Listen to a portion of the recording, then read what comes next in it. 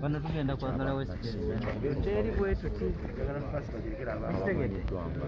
ano tugenda kukolera omusembere eri mudde bwe mutya wali abantu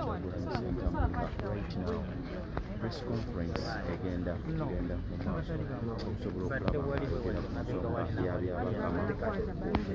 okulaba ne electoral campaigns ezabuddeyo nezizoogerwa akakiiko ebyokulonda olunaku lwaleero kulengera abaka mu paliamenti mu ggwanga erya Uganda abakiikirira constituencies ez'enjawulo. Tulengedde abava e Busujju, tulengedde Wakawempe North, tulengera aba MPs to be abakulembeze Madi, then oteeka n'abakulembeze Mawanga. Olunaku lwaleero ndowooza entuula oba press conferences eziwerera ddala 126 oluvannyuma lw'omubaka w'ekyaddondo Robert Kyagulanyi Ssentamu lwe yavaayo n'alangirira mu butongole okuvaayo okuvuganya President Yoweri Museveni. Keep moving behind, let them stay.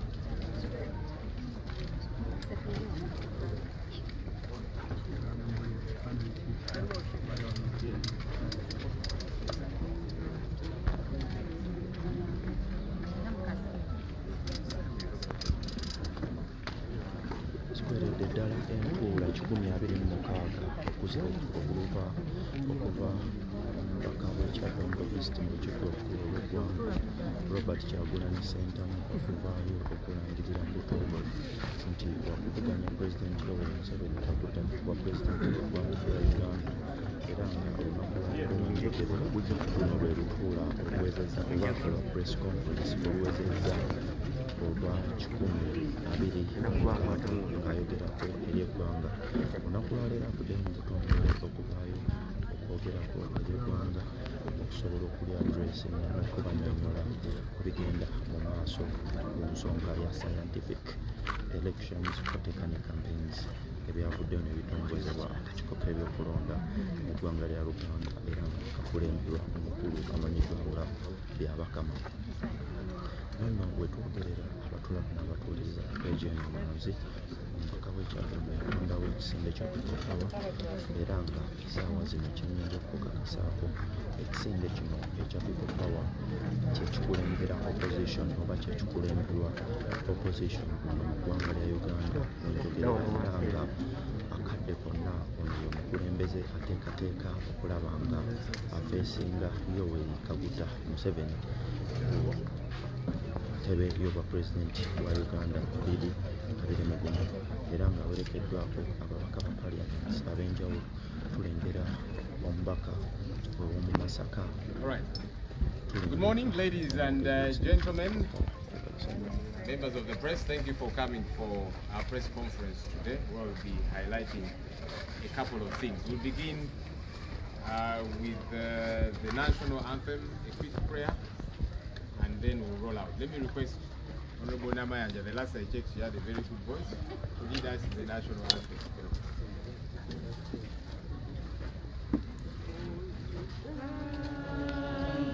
May God uphold thee, we lay our future in thy hands. United, free for liberty, together we always stand.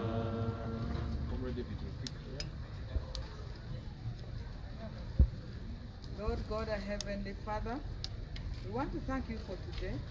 We want to thank you for giving us this opportunity to be able to continue to be a candle for the people of Uganda. We thank you for each and every person who is participating in this event. We commit our team leader in your hands May you put the words in his mouth that he delivers to the world and to Uganda the word of hope, the word of courage, the word of wisdom. We thank you, Lord, for this moment. I pray this in the mighty name of Jesus Christ the Lord. Amen. Amen.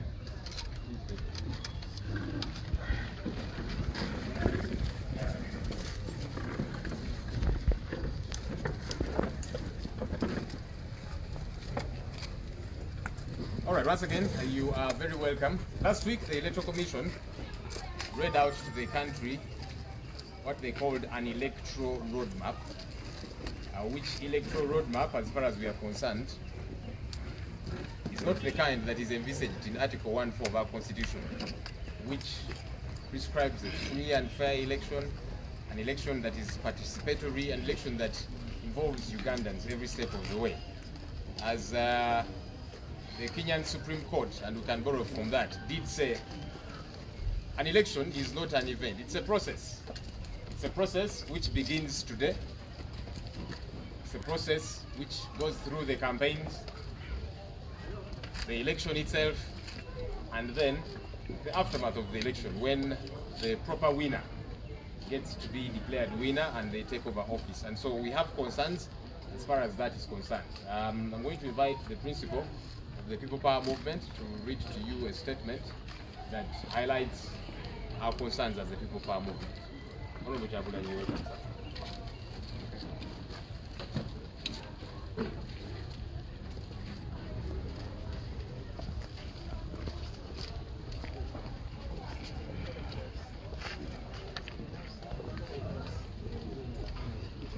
Olutalo nga luwedde tuliyambale gule, tuliyambale gule, tuliyambale gule. Olutalo nga luwedde tuliyambale gule, tulivimba mu Uganda. When the struggle is over, we shall wear the victor's crown. We shall wear victor's crown. We shall wear victor's crown. When the struggle is over, we shall wear victor's crown in the new Uganda. People power, Our power, our power, your power. Please rejoin your seats. Men and women of Uganda, I salute you for staying firm even at a time like this when our nation is standing on a very shaky ground. Today, we come together yet again when our nation is facing one of the greatest contradictions of our time. The blood of men and women who paid the ultimate price to make sure that there is a restoration of democracy in Uganda is crying out and crying out loud. It continues to call upon the unfulfilled promises, the broken promises and the blatant lies that have been ongoing in our country. We have seen this throughout the 35 years of blood and tears under the repressive regime of blood and tears under President Museveni. When he moved to remove the age limit from the Constitution and crown himself president for life, it began as a joke. In fact, he initially dismissed it. He denied it in the beginning, but it took only a few weeks before the parliament was raided, members of parliament were bribed, and some of our people were killed fighting for the survival of the remaining of our constitutional order. Many of the Ugandans, you and I, thought that this was the worst we had seen. Nobody believed that there was any worse anybody would do to stay in power. But now we all see that a dictator will go to any height and any depth to keep in power. Museveni, like all dictators before him, is determined to keep in power at any cost. He does not care what happens to Uganda or Ugandans for as long as he still occupies the State House. Fellow Ugandans, I'm reminding you that Museveni is at it once again. He recently met the Electoral Commission and he gave them orders to organize what he called a scientific election. Using the coronavirus as an excuse, he is banning public rallies and other aspects of a normal election as we all know them. I want to tell you that no Ugandan should be fooled into believing that Museveni is doing this for the safety of Ugandans. Because as we speak right now, most urban places are filled with people. No social distancing, no nothing. And if you want to prove the words I'm saying, you go to Chikubo, go to Natete, or go to any urban center that you can reach fast.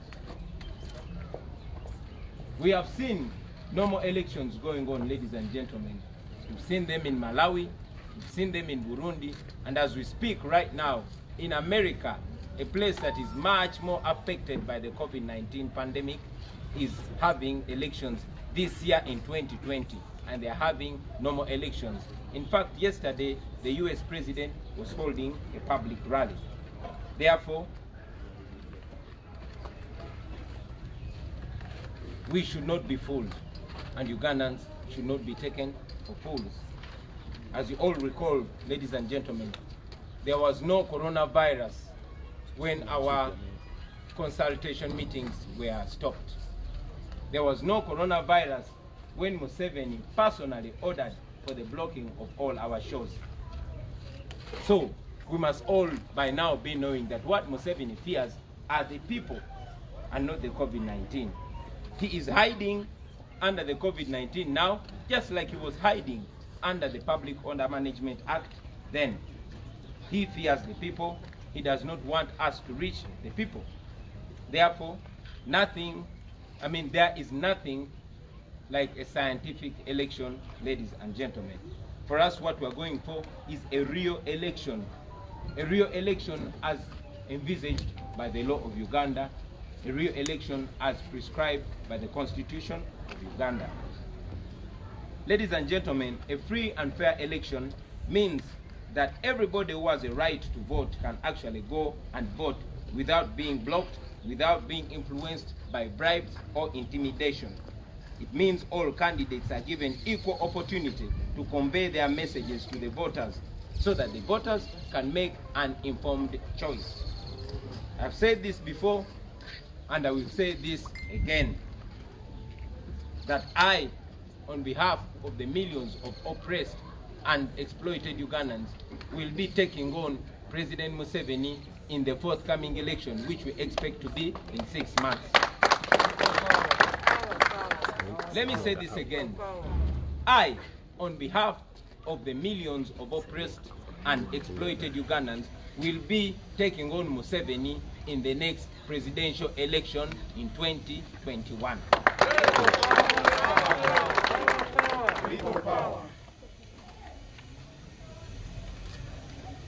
Let me also use this opportunity, ladies and gentlemen, to put President Museveni on the notice.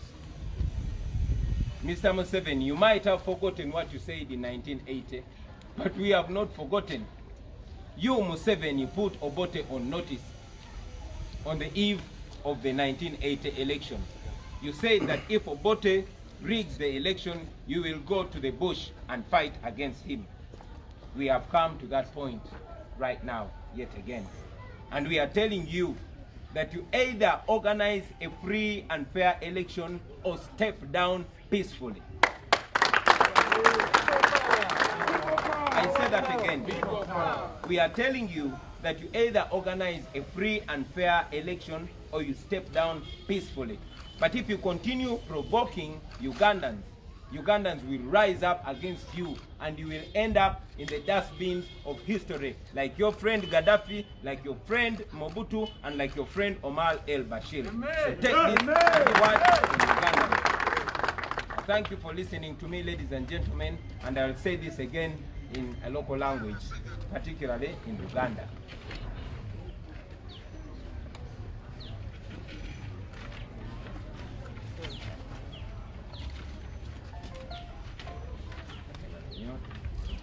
Basebo ne bannyabo abakyala n'abaami ab'ebitiibwa bannayuganda, mbasaamu nnyo ekitiibwa era ne mbebaza olw'okusigala nga muli bagumu newankubadde ensi yaffe buli omu akiraba nti kati eyimiridde ku musingi oguli mukankana, omusingi ogwayegeyege. Olwaleero nate era tusisinkanye mu kaseera akazibu ng'eggwanga lyaffe ligasimbaganye n'ebimu ku bintu ebitategerekeka mu biseera byaffe eby'obulamu. Omusaayi gw'abaami n'abakyala abaafa nga balwanirira enfuga ey'eddembe, nga balwanirira demokrasi, ne kaakano gukaaba gutukaabirira nga gubanja ebyo ebisuubizo ebitatuukirizibwa, nga gubanja ebintu ebyatugambibwa nga bya bulimba, era nga guwakanya obulimba obw'enkukunadde obubadde era obugenda mu maaso olwaleero. Kino tukirabye okumala emyaka okumala emyaka 35, emyaka egy'amaziga n'omusaayi, emyaka egy'okunyigirizibwa n'okufuga nga tufugibwa mundu, nga tufugibwa Museveni n'abayeekera be abawamba eggwanga lyaffe mu 86 era nga bakyatufuga mu nfuga ey'otunyigiriza.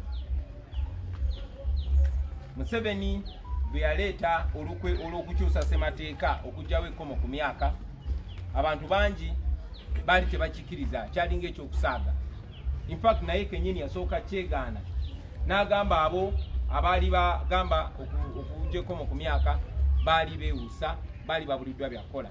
Naye tewaayita wiiki ziwera 3 paliamenti n'erumbibwa, ababaka ba paliamenti abamu ne bagulirirwa, n'abantu baffe bangi ne battibwa, era okukakana nga constitution yaffe bamaze okugitaganjula.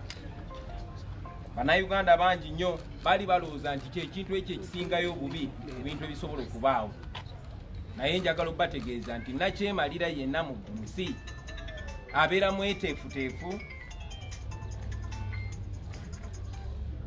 Mbadiramu nti njagala obbategeeza nti nakyemalira yenna mu nsi abeera mweteefuteefu okugenda ku buli level okulaba ng'asigala mu buyinza. Era embeera y'emu President Museveni nga bannakyemalira bonna abamusookawo mweteefuteefu okukola buli kyambyone, okukola buli kikolobero okulaba ng'asigala ng'ali mu State House, ate nga kino akikola ng'awakanya amaloboozi ag'abantu agoogera ekyenjawulo. Bannayuganda bannange mwenna, Museveni neera kati kyaliko. Mwenna mwakitegedde nti yayita akakiiko k'ebyokulonda n'akawa ebiragiro, n'abagamba bagende bategeke okulonda ku ye kwe yayita scientific election. Mwakitegedde nti basazeewo okuweera enkuŋŋaana z'abantu n'okuweera byonna byonna oba emitendera gyonna okulonda okw'amazima n'obwenkanya okutambulira nga bwe tukumanyi. Njagala obbategeeza nti tewali munnayuganda yenna alina kukkiriza kusiruwazibwa. Tewali munnayuganda yenna alina kukkiriza kulimbibwalimbibwa nti kino Museveni akikola kutaasa bulamu bw'abannayuganda. Muze mukiraba baganda bange, weewaawo ffenna tulwanyisa obulwadde, ffenna tulwanyisa coronavirus, naye tewali muntu yafudde coronavirus mu Uganda naye ng'abattibwa. Abasajja ba Museveni abattiddwa olw'effugabbi bangi nnyo. Kale nno njagala obbategeeza nti Museveni kyatya be bantu, akimanyi abantu bamukoowa, akimanyi talinayo buwagizi mu bantu, era akimanyi nti ensi yonna egenda kiraba singa tutuuka mu kampeyini. Yensonga lwaki agezaako okukozesa coronavirus okulemesa abamuvuganya, okulemesa ffe abalwanyizi b'eddembe okutuuka mu bantu.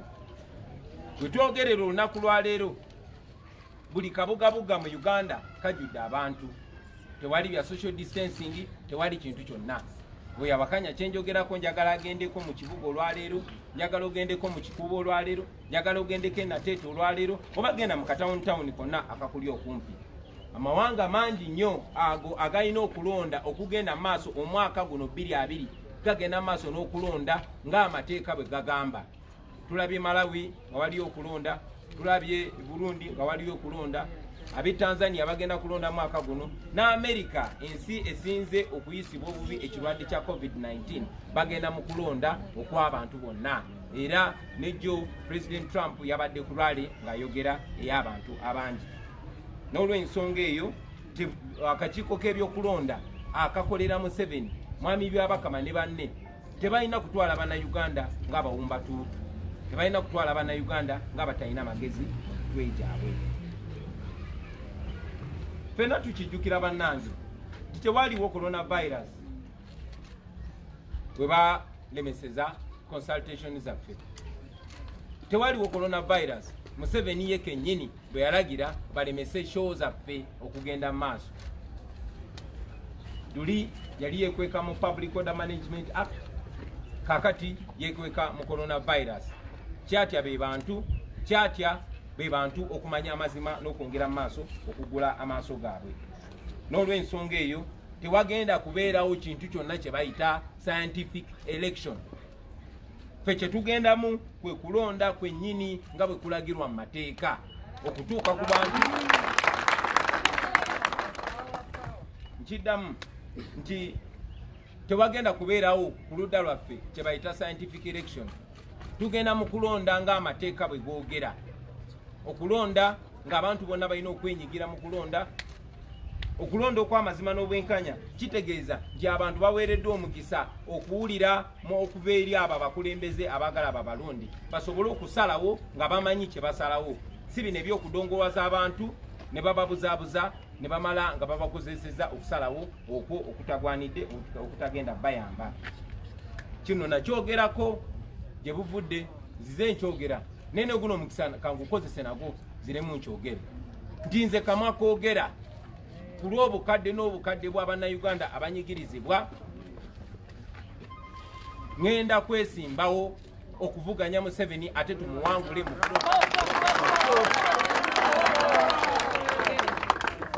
okulonda ffe kwe tugendamu okulonda okwawandiikibwa mu ssemateeka, okulonda amateeka okulonda okwogerebwako mu mateeka. Naye ate baganda bange kankozese n'omukisa guno President Museveni okumwasanguliza mu lwatu. Mwami Museveni oyinza okuba nga gwe weerabidde bye wayogera ng'oli ku myaka gyaffe mu mwaka gwa 1980 naye ffe tetwerabidde ssebo.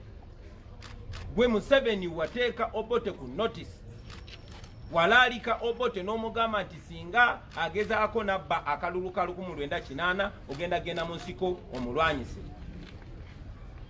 Kati emyaka gyekulunguludde giwezaana tukomyewo mu masaŋŋanzira ge gamu. Era twagala okutegeeza ssebo nti oyina emikisa ebiri gyokka. Either mutegeke okulonda okw'amazima n'obwenkanya Bannayuganda basalewo tukuwangule mu ddembe ogende omule mu ddembe, oba biveeko oritayalinge ove ku ntebe y'Abannayuganda. Ekyo bwe kinaakulema ssebo Bannayuganda bajja kusitukiramu beebereremu naawe omalirize nga tukusudde mu kasasiro w'ebyafaayo nga kyaliwo Gaddafi, nga kyaliwo Mobutu, nga kyaliwo gwe baakajjako Omar el Bashir. Ebigambo njagala bitwale nga biva mu Bannayuganda ate nga babikugamba wakati mukuwa ekitiibwa naye ate ngera babikugamba tebakutya kubanga naawe oli Munnayuganda. Mwebale nnyo kumpuliriza bassebo ne bannyabo, Mukama abeere naawe. People power, power power, people power. Thank you very much.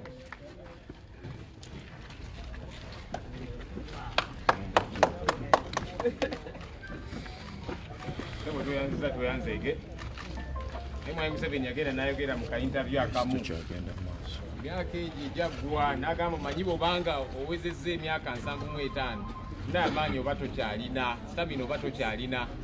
Emyaka egyo gyalumadde wuwe, stamina takyalina.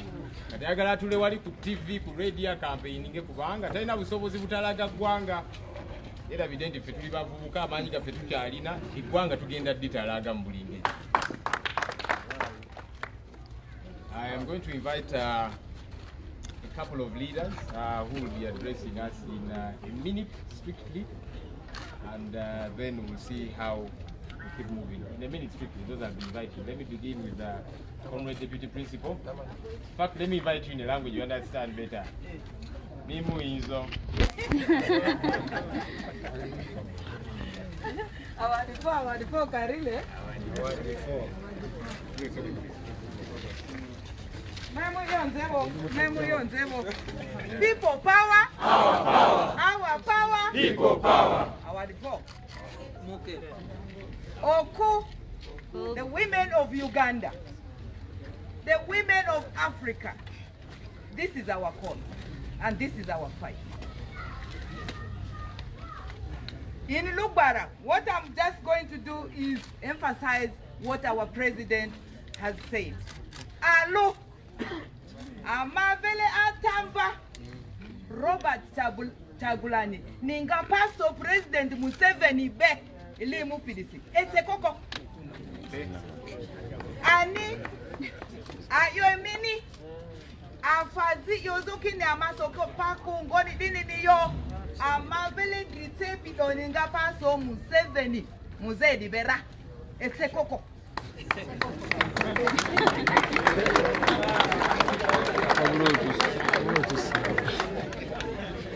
Iri atamba madisefi ba mavile parliament edipi ba mavile udukudupini andro akini enzondra Muzedi nili ili alifalo turoro mikali arosi dinga kiri amabeti amaveninga enzodako ani election osku voti beza bani yobabe oli aliasi wait on voti be oli aliasi ko ba voti be kilili ba paso tualo ale afa mundu tino be scientific election da ko agasi amanga mutu voti be agasi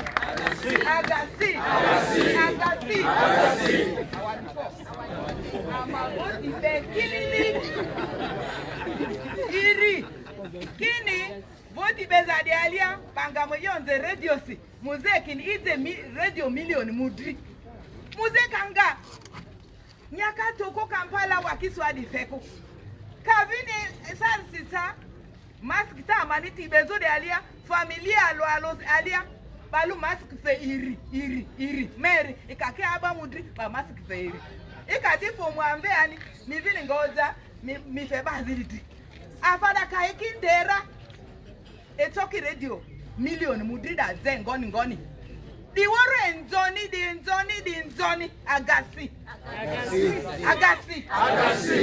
ani asofa kirikiri amanga voti bese koko amanga mwati amaki mweyonze mipetualo anira muze andera le mamwa valiria ba ribe di karile do ningemuni ani aleni saweza angiriko voti amanga bera aleni voti scientific dako alemu voti be Idrisi amani ba drazaneko dika le amotoke amatualo amanga paso election de aliara etekoko electoral commission itima roadmap ini nzilani nanida aga roadmap da tesi ani urikoko asokipa tualo atamado ngukwa dika amaku iselesi alo di woro la modoki tubelo duku dite kini ringa pasora asokipa ribe tualo awadi fo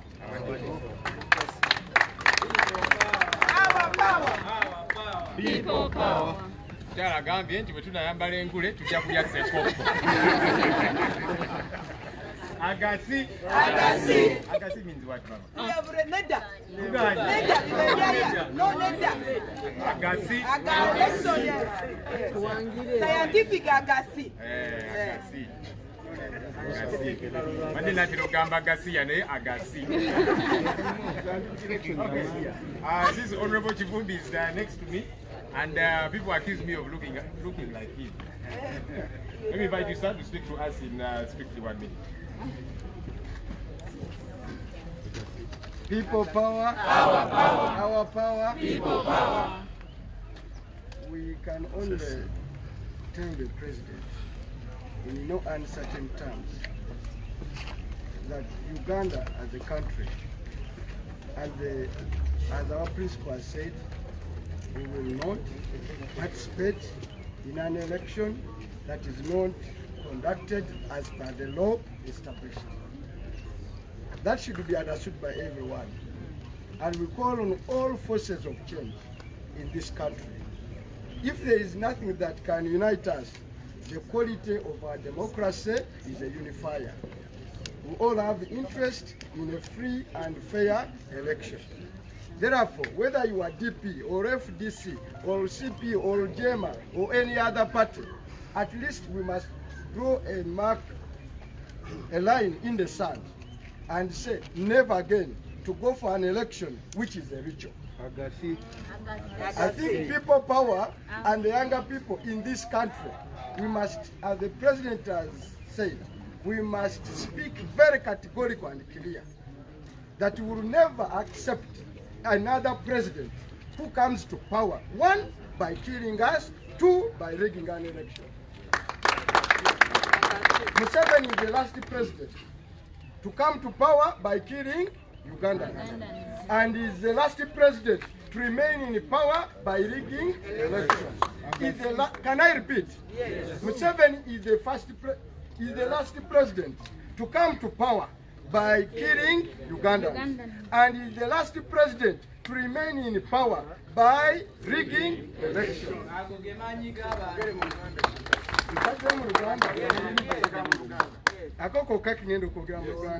Museveni ye president asembyeyo okujja mu buyinza n'atufuga ng'amaze kututta.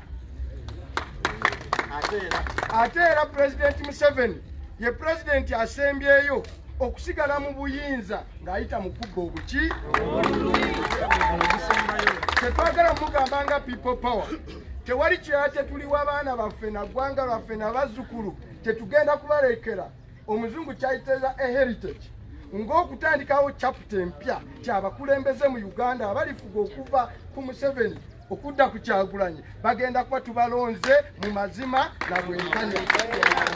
N'olwekyo covid si kiro ekikutte waggulu Museveni kyalina okweyambisa tikyagenda yebambuleero olwaleero gyagenda okutubika ffenna ng'ensi tusooke tugambe nti olw'okutya covid America waliyo abalwadde obukadde kati bakawere miliyoni meka abakafa bawerera ddala emitwalo kati nga 18 Trump yabadde nerale wano tetunafiisa na muntu n'omu. Abantu batambula mu matakisi ne mu baasi okuva Arua okuva e Butambala okuva e Jinja ne bajja wano balamu. Museveni totya, teekawo akalulu tukakukube n'ebyenda bikwetekota.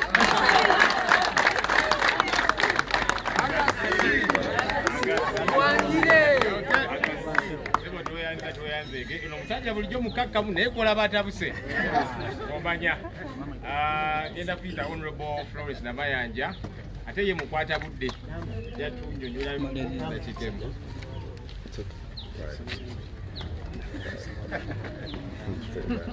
People power, our power, women power,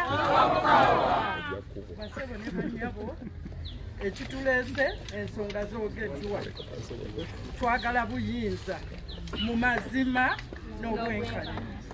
Ekyo kyetugenda okukola nga tugoberera constitution ya Uganda. Olwaleero Uganda ne bannayuganda beetaaga okulaba okukyusa obukulembeze obutaliimu kuyiwa musaayi. Kyekigendererwa kyaffe tetugenda kukkiriza n'omulundi n'ogumu okutukugira okwogera eri abantu kubanga abantu beetaaga okulonda omukulembeze nga bategedde ebigendererwa bye nga bategedde ne byagenda okukola. Tubagamba tujja kubatuukako buli nsonda. Bannamasaka mbagamba weetuli twakkiriza okugoberera Robert Kyagulanyi nga president wa Uganda. People power, our power, people power. Weyanziza nnyo nnyabo ate mwe bannamasaka muli bamukisa kubanga musajja mujja mulaba nga ayitawo mukubire kajjambo nti muzeeyi weeraba agenda awummule alabirire ente ze. Tweyanziza nnyabo. Let me invite the Honorable Latif Sebagala Sengendo.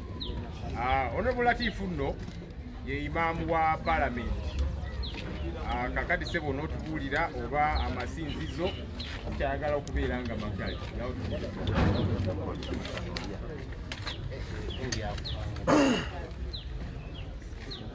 People power, our power. People power, our power. Our power, people power.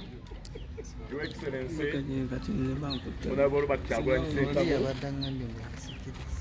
our distinguished leaders and the press, Assalamu alaikum wa rahmatullahi wa barakatuh.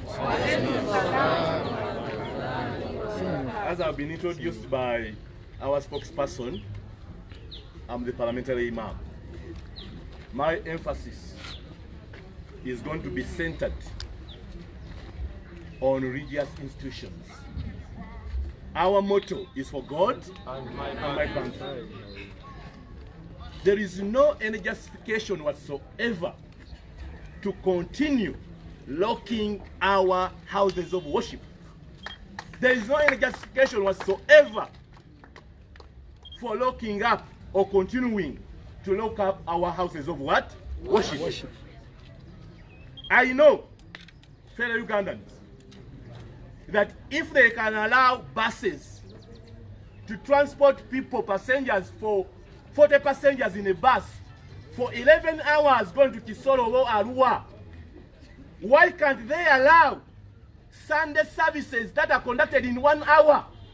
Mosques on Friday, our maximum is 30 what? Minutes. There is no any justification, but the justification is Museveni's what? Justification. It's Museveni who is behind hoodwinking Ugandans that we are fighting COVID, yet it is a political what? Move. We cannot allow, and I'm calling upon our religious leaders, the Interreligious Council. You were so silent. Please wake up.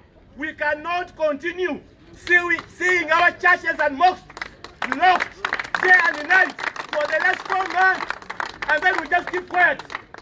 When you go to Chikubo, when you go to Owino, when you go to Parliament, when you go everywhere, what is really that behind locking our houses of what? Worship. I believe that the houses of worship can observe the guidelines more effectively than any other person. I know on Sunday we have church service, we have Sunday services. Most of the churches have two services. They can even say we're going to have 4 what?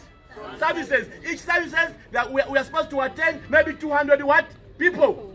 And on Friday, the mosques can also accommodate that if the mosque is full as per the guidelines, then outside there, they are ready to pray from anywhere else altogether.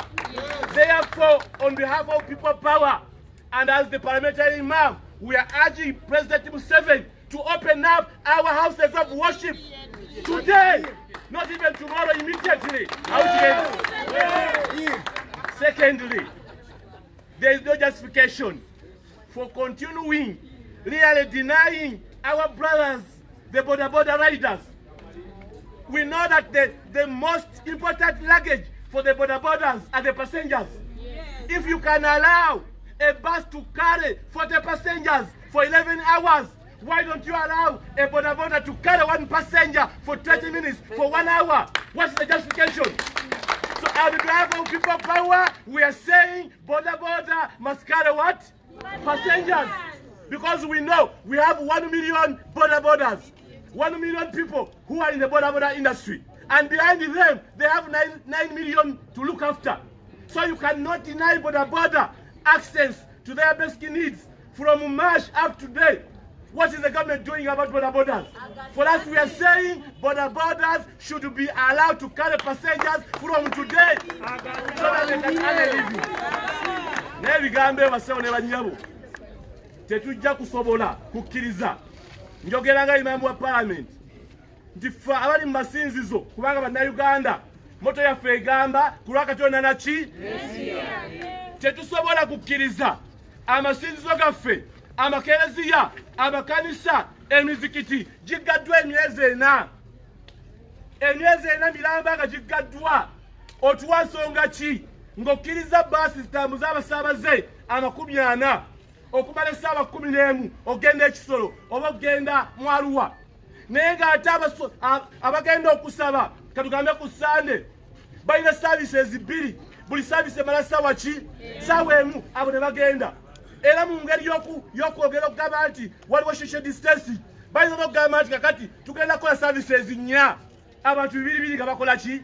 Nga bagenda. N'olwekyo tugamba amasinzizo, emizikiti, abakenzi, amakanisa, tewali nsonga yonna okujjako ya byabufuzi birina okuggulwawo. Abantu bakole ki? Abantu basabire eggwanga lyaffe tufune akalulu nga si ka sayansi, akalulu nga kamazima n'obwenkanya ng'abantu bakola ki? Ekisembayo bodaboda tolina kusobola kummatiza ababodaboda bafa emiliyoni namba bavuzi ba bodaboda emabega waabwe balina miliyoni 9 ze balabirira. Gavumenti evangayo kubalabirira. Tugamba omugugu ogusooka ku babodaboda mugugu wa musaabaze. Pulezidenti oli mu nsi yiyo mbu batwale kago yaani nga n'emmotoka zaateebwa ne takisi zikola ki? N'olwekyo tugamba ababodaboda bakkirizibwe okutambuza abantu olwaleero okugamba nti ebyokugamba nti ababodaboda bagenda kusaasaanya obulwadde ebyo bya bufuzi. Bw'oba okkiriza emmotoka okkiriza obutale